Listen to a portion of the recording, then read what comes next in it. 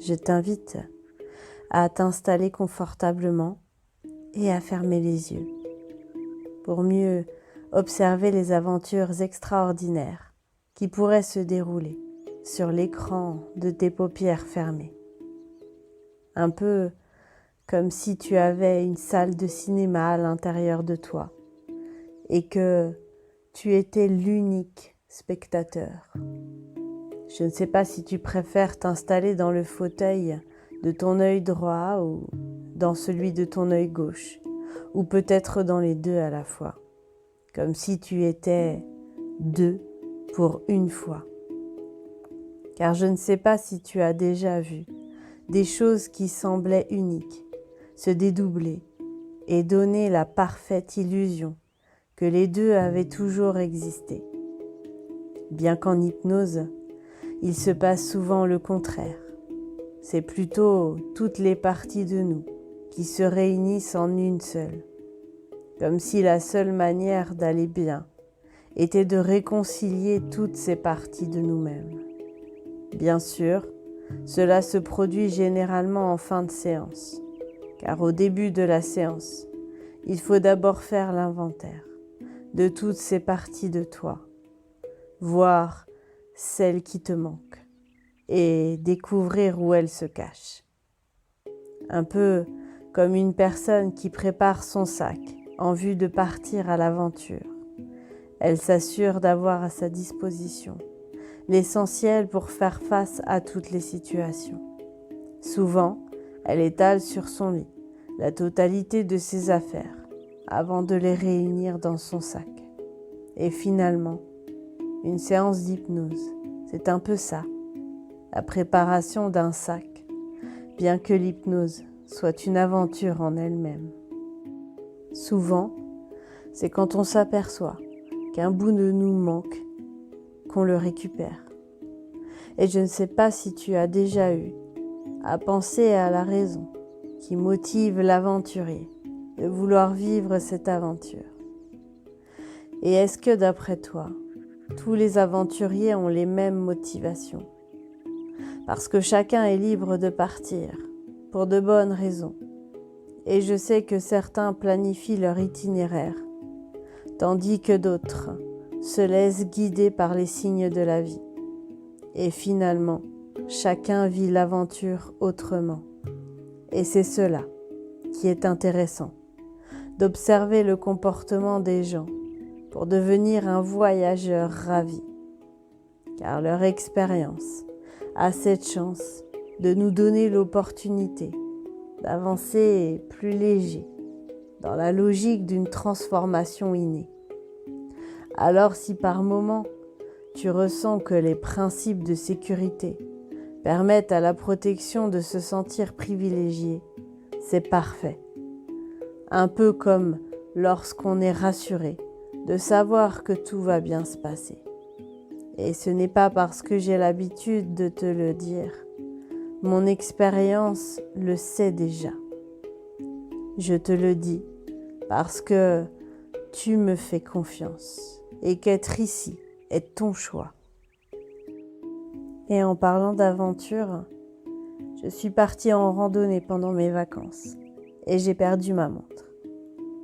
Je ne suis pas rendu compte sur le moment et quand je m'en suis aperçue, il était trop tard pour faire demi-tour. Nous sommes arrivés au campement sur une plage et je n'avais aucune notion de l'heure. C'est comme si j'avais à vivre un temps illimité ici, ou en tout cas, qui durerait le temps que je voulais bien lui accorder.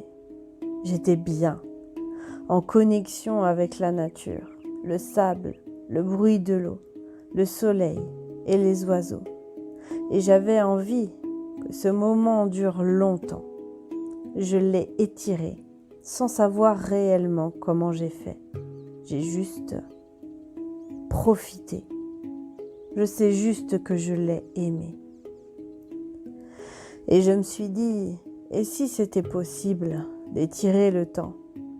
Après tout, on le fait quand on s'ennuie ou quand on a mal. Pourquoi ne ferions-nous pas l'inverse? Étirer les moments qu'on aime et faire passer très vite les autres. Alors j'ai imaginé le temps comme une pâte à pizza et j'ai étiré la pâte pour qu'elle s'adapte au plat de mon plaisir. Bizarrement, quand je suis rentrée de vacances, j'ai eu l'impression d'être partie 3 semaines et non 10 jours. J'avais étiré le temps. Cela avait fonctionné. Notre perception des choses, du temps, était notre création. Nous avons le pouvoir d'agir dessus. Et c'est génial de se souvenir que nous sommes bien plus maîtres de nos vies que nous avons pu le penser. Alors, j'ai continué à changer mes perceptions. J'ai renoncé aux perceptions négatives. Et je ne sais pas combien de minutes tu vas avoir l'impression que cette séance dure. Car le meilleur est toujours à venir, quand on cesse d'anesthésier le bonheur. Et lorsque la joie sort de veille, cela permet d'extérioriser le meilleur. Un peu comme si, la nuit prochaine, tu sentais que quelque chose de positif s'installait dans tes programmes. Une nouvelle perception du monde avec un potentiel plus grand, davantage de talent, une meilleure confiance en toi-même. Alors même que j'avais juste perdu ma montre. Et souvent, c'est une limite temporelle saute. Alors tout devient possible et illimité. D'ailleurs, l'impossible cesse d'exister et le mot possible perd son opposé. Je ne sais pas si tu sais que dans aventure, il y a avant. Mais je ne parle pas d'avant et d'après, ni de couches de peinture qu'on pose avant. Je parle de l'avant, cette période de 4 semaines avant Noël, dans la tradition de l'Église latine. Rassure-toi, je ne vais pas te parler de religion, mais de préparation à une fête, et pas n'importe quelle fête, une naissance. Car partir à l'aventure nécessite un temps de préparation. Il est nécessaire de pouvoir anticiper le genre de choses que nous allons rencontrer. En matière de climat notamment, il faut avoir une idée de la température qu'il fera. Car partir en Afrique ou en Alaska ne demande pas le même genre de vêtements. Bien sûr, il peut pleuvoir dans un pays chaud ou bien faire froid la nuit, mais avoir une mince idée de ce qui peut nous attendre sur place permet d'emporter le nécessaire. Bien que l'inattendu a cela de magique, c'est qu'il nous tend ce dont nous avons besoin. Et quand l'aventurier prend son billet, c'est qu'il a une petite idée de ce qu'il va découvrir, même s'il découvre que son idée n'était qu'un grain de sable dans un désert de transformation. L'idée même que le grain de sable puisse faire partie du décor final a cela de rassurant. Qu'un bout de connu se perpétue dans l'inconnu. Comme si tu allais rencontrer 5000 personnes, dont une que tu connaissais déjà et que tu appréciais. Donc à faire. Savoir qu'elle sera là aura peut-être quelque chose de rassurant dans cet inconnu. Avoir une donnée connue dans l'inconnu permet de dénaturer l'inconnu en lui retirant la globalité de son mystère. Mais bien sûr, il arrive que la partie du mystère qui reste fasse justement l'aventure d'une expérience magique. Beaucoup de personnes pensent des mois, voire des années, à cette aventure. Et pourtant, beaucoup de choses intéressantes se vivent pendant cette séance. Il y a tellement de choses à découvrir avant de partir, parce qu'il faut déjà remplir son sac à dos d'affaires d'ici avant d'aller ailleurs. Un peu comme si un surfeur partait à la mer sans sa planche et que personne ne pouvait lui en vendre ou lui en prêter sur place. Il faut d'abord préparer ce que nous souhaitons emporter, en sachant que les bons souvenirs sont ce qu'il y a de plus léger, Et je ne sais pas si tu sais, mais parfois le plus excitant dans ce voyage qu'on vit 3 fois, c'est de le préparer. Parce qu'on savoure toutes ces choses qui vont nous manquer. Par exemple, avant d'aller en mission humanitaire, j'ai apprécié mon lit douillet. Je savais qu'il allait me manquer. Et en même temps, je savais que la mission allait être magique. D'ailleurs, en Afrique, nous avons croisé, au milieu de nulle part, une artiste et son manager. Ils venaient s'inspirer de l'inconnu pour créer le nouveau spectacle pour enfants intitulé « Il faut de tout pour faire un monde ». Elle était espagnole, lui argentin, et ils avaient pour projet de rassembler les enfants autour de leurs différences. Leur conte allait raconter comment singularité activait une lumière en chacun, mais que malheureusement, beaucoup de yeux, les grands étaient éteints, parce que personne ne leur avait appris à aimer cette singularité. Tout était prévu. La caravane théâtre qui serait suivie par une caravane bar où ne seraient vendus que des jus de confiance et d'amour. Mais il leur manquait un petit élément qu'ils espéraient trouver ailleurs. Un petit déclic qui serait suffisant pour que leur conte soit un coup de cœur pour les gens. Ils savaient qu'ils pouvaient oser davantage, qu'ils s'étaient limités par peur de ce que penseraient les parents, s'ils osaient pleinement exprimer leur douce folie. Ils cherchaient comme une autorisation de monter le curseur de leur originalité un peu plus haut.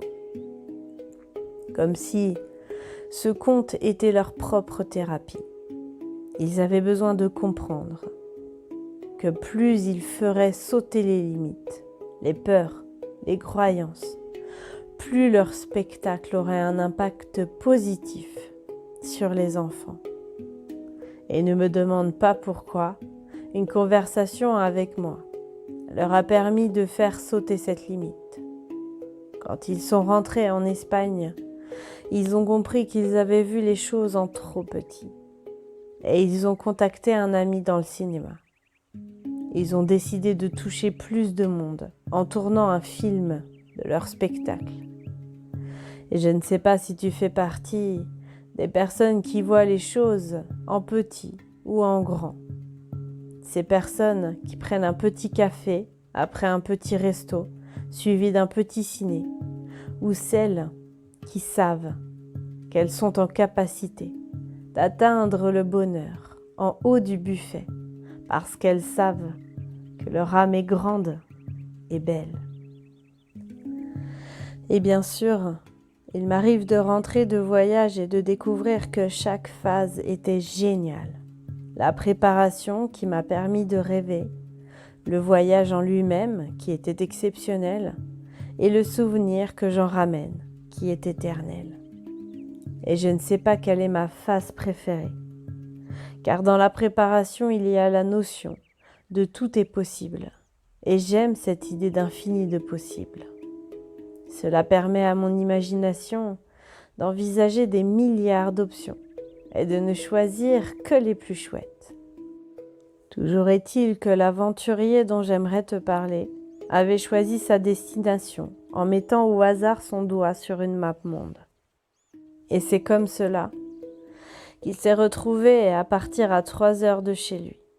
Tout le monde se moquait de lui en disant qu'il était un aventurier en carton. Mais il leur expliquait que le hasard avait décidé de ça et qu'on pouvait vivre une aventure même en restant près de chez soi. Quand il est arrivé dans cette ville proche de chez lui, il avait bien remarqué que beaucoup de choses ressemblaient à son quotidien, le style d'architecture des maisons notamment. Ce n'étaient pas franchement des paysans. Il y avait peut-être juste un peu plus, enfin peut-être de sourire, de gentillesse, de bienveillance, de soleil. Et je dois t'avouer qu'une fois l'aventure terminée, il n'avait pas eu très envie de rentrer chez lui. Il avait eu envie d'emporter avec lui un peu de toute cette chaleur de cœur pour en saupoudrer son quartier. Et c'est au final ce qu'il a fait, rendant le quotidien un peu plus, un peu moins, plus heureux, plus joyeux, plus doux. Et parfois, on peut vivre une aventure et rester proche des siens pour leur faire la belle surprise de leur ramener de l'amour. Et je ne sais pas si les gens qui vivent à 3 heures d'ailleurs peuvent se douter que parfois l'ailleurs pourrait saupoudrer leur ici d'amour. Cet aventurier avait même décidé de créer un parfum d'ailleurs pour le porter sur lui lorsqu'il était ici. Et dans le même esprit, de créer un parfum d'ici pour le porter lorsqu'il serait ailleurs. Comme si, où qu'on soit, on pouvait se souvenir de l'odeur de là. Et je ne sais pas si tu es olfactif ou plutôt auditif, à moins que tu ne sois visuel ou kinesthésique, mais peu importe. Finalement, quel est ton sens qui prédomine ? Puisqu'au commencement, la finalité débute par la possibilité de laisser l'aventure être celle qu'elle est.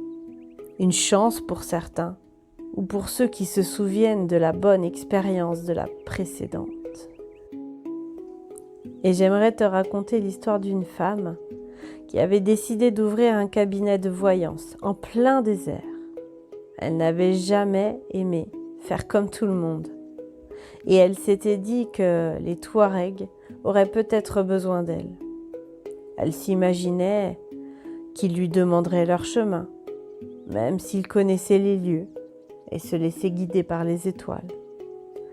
Parce qu'elle avait à cœur de leur révéler le chemin intérieur, leur chemin intérieur. Elle avait donc installé une tente bleue nuit au milieu de nulle part et elle attendait impatiemment son premier client. Mais elle voyait les Touaregs passer devant elle sans même s'arrêter. Personne ne semblait avoir besoin de ses prédictions, de ses visions, de ses conseils, de son sens de l'orientation intérieure. Elle se disait que peut-être la manière dont elle avait présenté ses services, la manière dont elle s'était présentée à eux, ne fonctionnait pas. Alors, quelques jours plus tard, elle revendit sa tente bleue nuit et elle installa une toute petite tente avec marqué SOS. Là, les Touaregs faisaient un détour pour lui porter secours parce que comme la majorité des humains, ils avaient besoin de se sentir utiles. C'est important pour eux de tendre la main à qui en avait besoin. Ils s'approchaient d'elle pour lui demander s'ils pouvaient l'aider. Et elle leur répondait « Oui, je me meurs de ne servir à rien. Laissez-moi vous aider à trouver votre chemin. » Mais je le connais déjà, mon chemin. Pourquoi je laisserai une personne extérieure me dire par où passer ? Mais vous ne ressentez pas le besoin de parler, de vous ancrer, ou même de faire de la cohérence cardiaque ? Je ne connais pas ces grands mots, mais je suis heureux ici. Pourquoi voudrais-je m'écarter du chemin qui me convient si bien ? Pour savoir plus, pour vous réaliser davantage, pour vous surpasser, vous dépasser, être fier de vous. Et pourquoi voudriez-vous que je fasse tout ça ? Pour être heureux. Mais je le suis déjà. Alors, je ne vais vous servir à rien ? À moi, non. Mais à d'autres, si. Venez marcher avec moi. Écoutez-moi et notez dans un de vos cahiers les secrets du bonheur. Vous pourrez les ramener dans votre pays. Vous comprendrez qu'ici, il m'est inutile de savoir mon avenir. J'ai juste besoin d'écouter mon cœur battre au présent. Et voilà comment la voyante rentra du désert psychologue. Elle avait étudié le bonheur pendant des semaines. Elle allait enfin pouvoir accompagner les gens, non pas en leur annonçant le chemin à suivre, mais en apprenant à écouter leur cœur.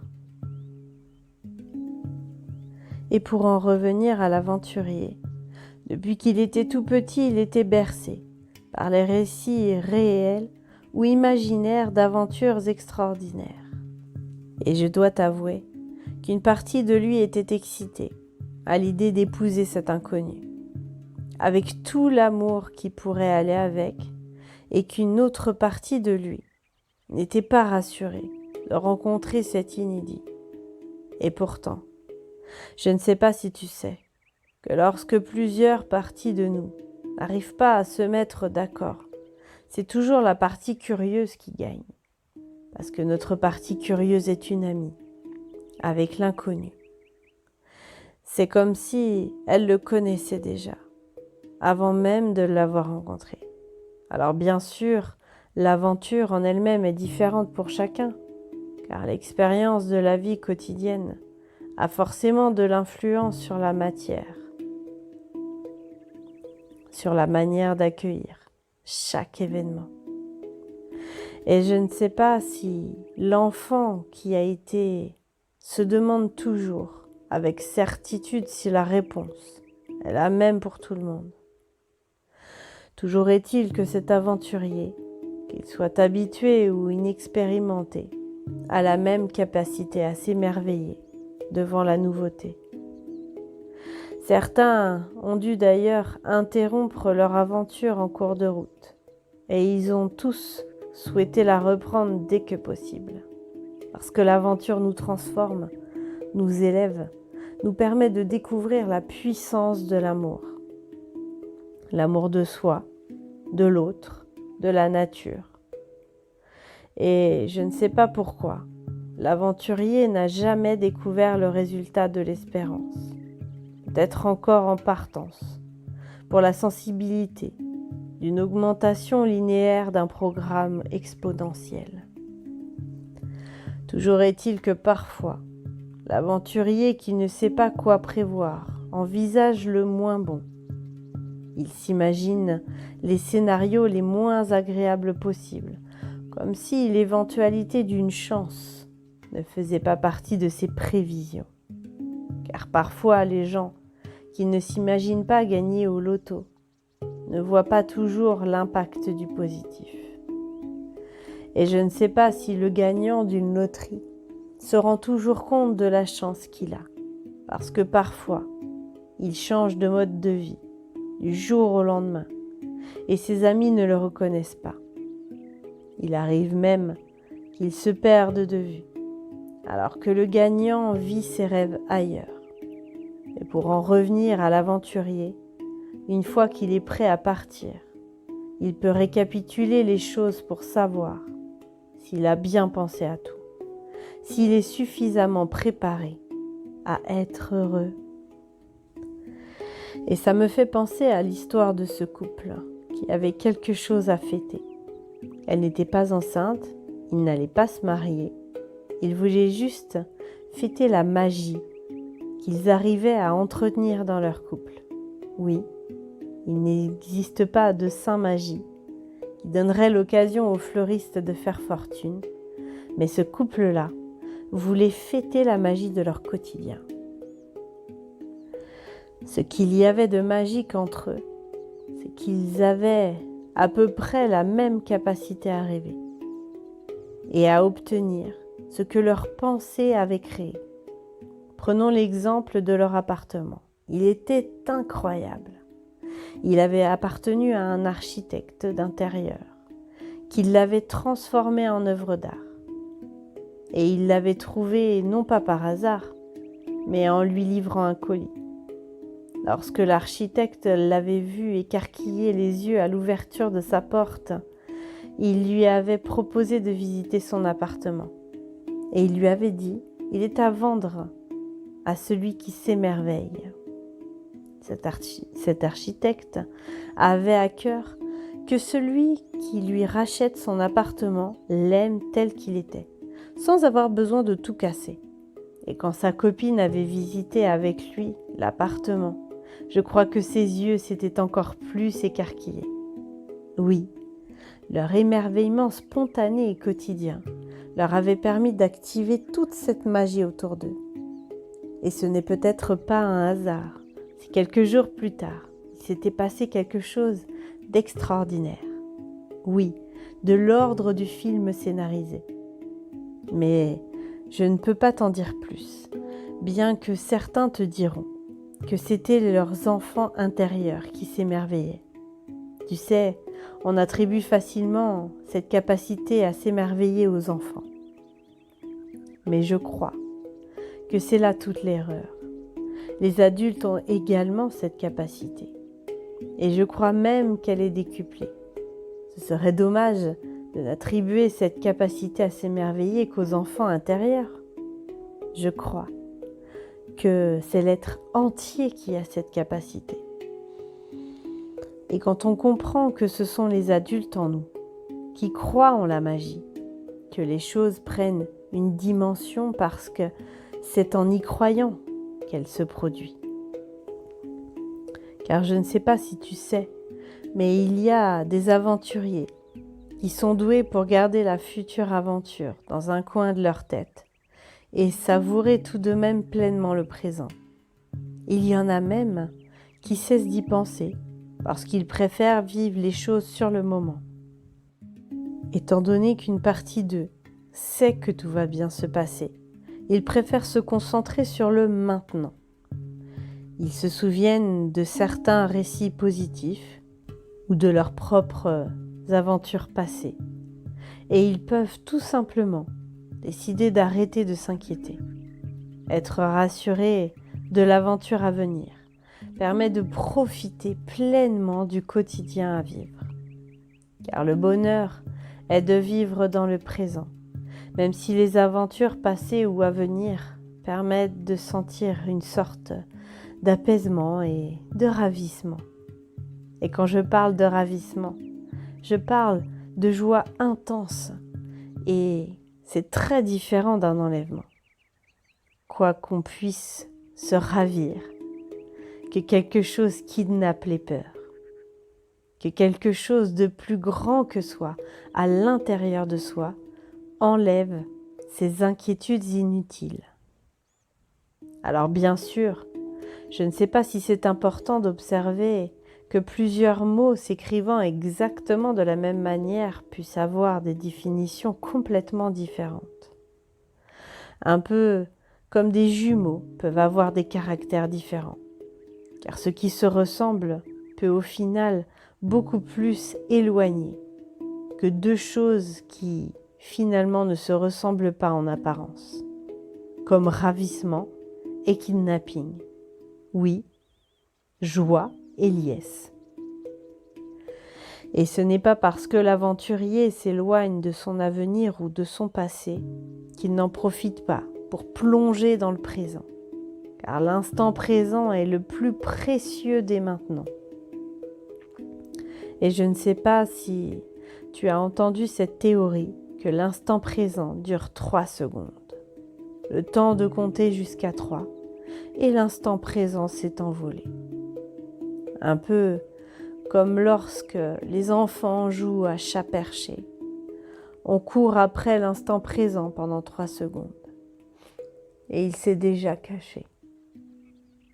Il faut en saisir un autre, le suivant, qui finalement est celui de maintenant. Alors bien sûr, ce n'est qu'une théorie et le bonheur se pratique dans la réalité, bien qu'en réalité, le bonheur ne soit pas pratique, car il est peut-être encombrant. Et je ne sais pas si tu as fait de la place dans ton sac à dos pour emmener le bonheur avec toi après cette séance. Car souvent il est préférable de vider les peurs et surtout les mauvaises associations pour faire de la place à la joie et au bonheur. Et j'aimerais te parler d'une femme qui avait une décision à prendre. qui pesait le pour et le contre depuis plus de 3 semaines maintenant. Elle comparait ce qu'elle avait à perdre, à renoncer à ce qu'elle avait déjà et ce qu'elle avait gagné en acceptant de vivre cet inconnu. Et la décision n'était pas facile à prendre. Elle avait descendu de son grenier une vieille balance de marchande et elle avait déposé sur chaque plateau des billes translucides représentant le poids de ses décisions. Mais le pour pesait exactement autant que le contre.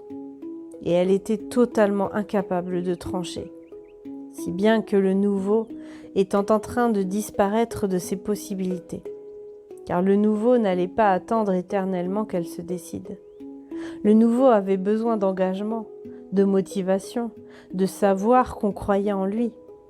Cela lui était insupportable de penser qu'elle pouvait hésiter entre un passé médiocre et lui. C'est comme cela que le jour de sa décision finale, elle alla voir le nouveau pour lui annoncer qu'elle l'avait choisi. Mais le nouveau était déjà parti. Elle ressentait une immense colère contre lui et menant son enquête pour le retrouver. Elle trouva le nouveau en charmante compagnie avec une femme qui souriait. Elle fit un scandale, jusqu'à ce que le nouveau lui dise de se calmer, en lui expliquant qu'il n'avait pas de temps à perdre avec les regrets du passé, que la prochaine fois, elle saisirait l'opportunité avant que son parfum ne soit évaporé. Et c'est comme cela que la fois d'après, lorsque son patron lui proposa un nouveau poste, elle accepta dans la seconde. Il était hors de question qu'elle ne saisisse pas la chance qui se présentait. Cette expérience passée lui avait fait comprendre que ses propres pensées qui avaient créé cette opportunité. C'était donc évident qu'elle était bonne pour elle. Un peu comme si on s'était fait soi-même le cadeau emballé sous le sapin. Il ne peut que nous plaire, puisque nous l'avons choisi nous-mêmes. Et pour en revenir aux mauvaises associations, qu'il faut apprendre à dissocier, il arrive que l'aventurier se soit trompé dans sa réunification d'éléments et que cela s'avère inutile de démêler les nœuds de l'inconscient pour supprimer les erreurs d'association. Par exemple, parfois, l'aventurier a confondu l'aventure et le sac à dos, ou la carte et l'aventure, et c'est étonnant de sentir que lorsqu'on arrive à dissocier les deux, on peut mettre d'autres éléments positifs que ceux qu'on s'était imaginés. Par exemple, il peut avoir associé aventure et ampoule aux pieds, alors qu'on peut avoir de bonnes chaussures pour mieux s'aventurer. Je ne sais pas si je suis suffisamment claire sur la manière dont l'inconscient peut faire des sortes d'ancrage entre deux éléments, comme aventure égale attente à l'aéroport. Sauf qu'on peut partir à l'aventure en prenant le bateau, et que l'expérience passée peut s'avérer complètement différente de l'aventure d'après. On peut alors supprimer tous les éléments négatifs reliés à l'aventure et décider d'y associer du positif. Il en va de même avec les sensations. Par exemple, la personne a pu associer l'ennui ou la peur avec cette aventure. Et elle peut décider de les dissocier pour associer la joie et la sérénité. Enfin, bien sûr, cela dépend de chacun, car chacun se fait une idée différente en fonction de ce qu'il a vécu. Mais on peut justement évacuer les émotions coincées du passé, qui étaient accrochées à une situation donnée, comme si l'harmonie convoquait la paix, pour s'alléger les émotions fortes du passé. Car je ne sais pas si tu sais qu'un choc frontal et un choc émotionnel peuvent demander autant de supprimer les séquelles, comme si l'hypnose avait cette capacité d'accélérer le processus de guérison.